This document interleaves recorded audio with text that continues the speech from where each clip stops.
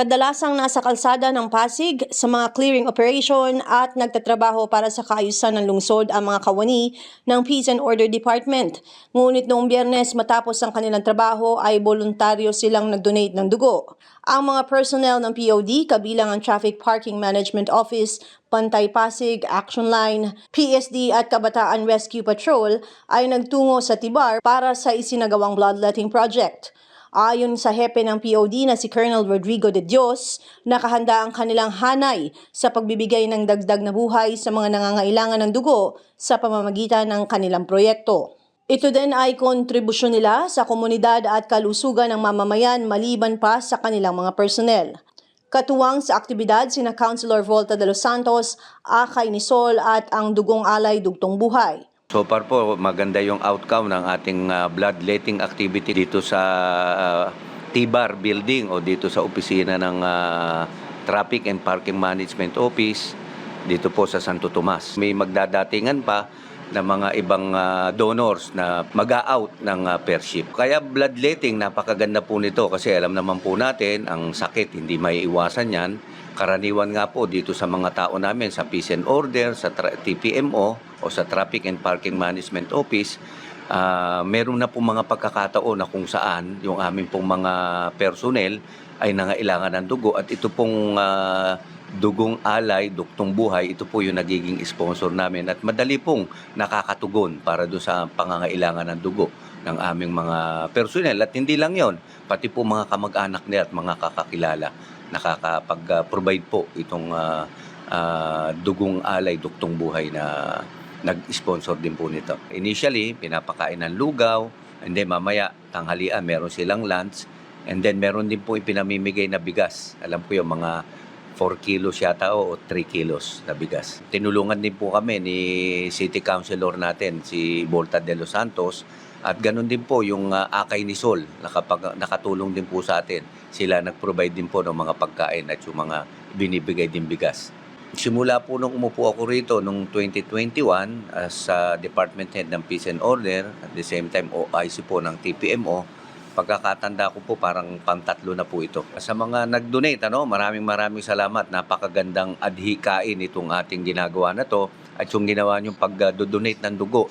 Talagang marami po itong matutulungan. Nagpapasalamat po kami sa inyong lahat na tumugon at hopefully sa mga darating pa po na mga blood donation o ganitong bloodletting activity, inaasahan ko po na mas marami pa yung magdo-donate sa atin. Plano pa po kami kasi kailangan merong gap yan na at least 3 to 4 months bago ulit tayo makapagpakuha ng dugo o yung mga dating donor o pwedeng uli sila mamigay. So may plano pa rin po. Gusto namin ito tuloy-tuloy talaga dahil isa po ito sa napakagandang programa. Nagpapasalamat po kami sa mga nag-donate po ng dugo sa departamento po ng Peace and Order Department at ng TPMO sa pangunguna po ni Colonel Rigo de Dios nandiyan ngayon si Sir Benji.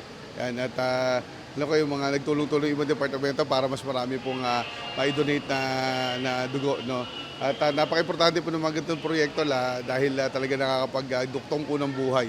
Kaya again, maraming salamat din po sa Dugong Alay, Dugtong Buhay. Ayun, so at palagi po silang mayroong ganito programa. So nawa, mas marami pa po silang matulungan at nawa marami pa pong mas mag-donate po ng dugo dahil talagang po may mga panahon na talagang nagkukulang po ng pagkukunan yung mga lalo po yung mga napupunta sa ospital. Sa lahat po ng mga donors marami talaga yung regular na nag-donate ng dugo every 6 months meron po talaga mga nagdo-donate.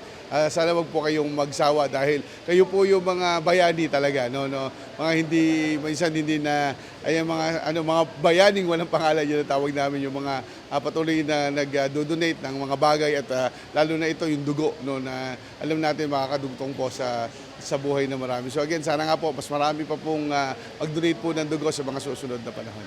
Nagpakita ng kanilang pagmamahal sa publiko at nais na makatulong sa mamamayan ang ilan sa mga personnel ng POD sa pamamagitan ng kanilang blood donation. Isa lamang daw ito sa mga patunay na handa silang tumulong sa anumang uri ng pangangailangan. Ini-invite ko po kayong lahat na mga Pasigueño natin na mag-donate po ng dugo. Kahit saan naman po na bloodletting, pwede po tayong mag-donate. para po sa atin to, para po ma-cleanse po yung dugo natin, at the same time po makakatulong po tayo sa iba nating kababayan or ibang Pasigueño na nangangailangan po ng dugo. Pangalawang beses ko na pong pagdodonate to.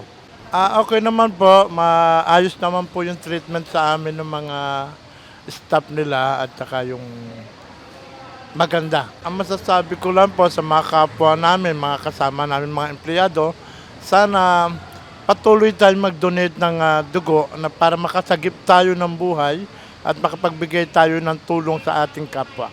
Para makatulong na naman din po sa mga nangangailangan ng dugo. Sa mga gusto pong mag-donate dyan, mag-donate po kayo para makatulong po kayo sa mga nangangailangan ng dugo. Para pa makatulong sa ating kababayan. Actually, una pa lang to eh. Ito yung first time kong mag-donate eh. Okay naman po, ganun lang pala. Masaya at makakatulong ako. Sana maging totoo sila sa pagsabi kung may sakit sila o wala bago sila mag-donate ng dugo.